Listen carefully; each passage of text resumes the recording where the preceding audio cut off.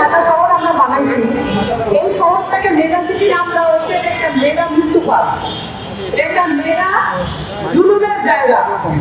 এখন এই যে জুলুমের জায়গাটা এটা ঠিক করার জন্য আমরা মনে করি নাগরিক সেবা, এটা আপনি মর্যাদার উপায় আপনি ঠিক করবেন।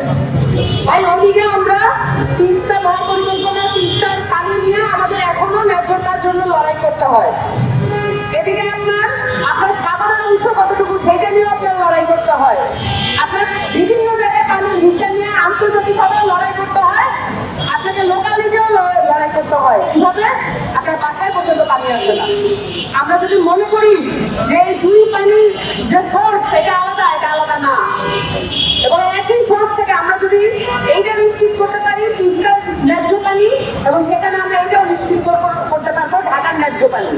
কিন্তু ঢাকার ন্যায্য পানির একটা সমস্যা আছে, তিস্তার ন্যায্য পানি বন্ধ করে রাখে একটা প্রতিবেশী দেশ, কিন্তু আমার ঢাকার ন্যায্য পানি বন্ধ করে রাখে আমার নিজের দেশের লোক।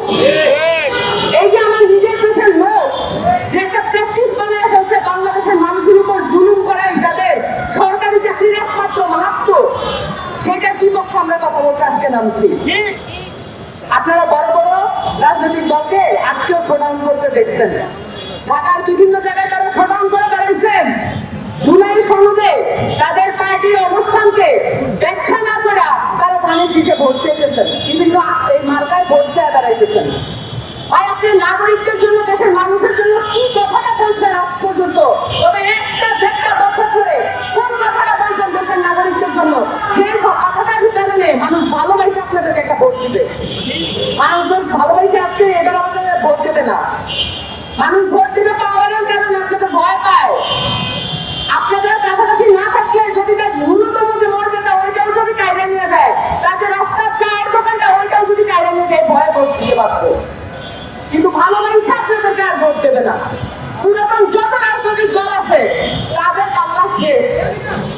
এই জুলাই সনদে দেখেন আমরা যে ভূমিকাটা পালন করলাম, পুরো দেশের মানুষ এটাতে সাধুবাদ জানাইছে।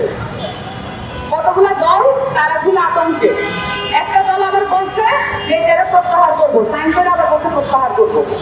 কিন্তু আজকে আইসা সবাই মনে করতেছে ভুল করলাম নাকি সাইন করে।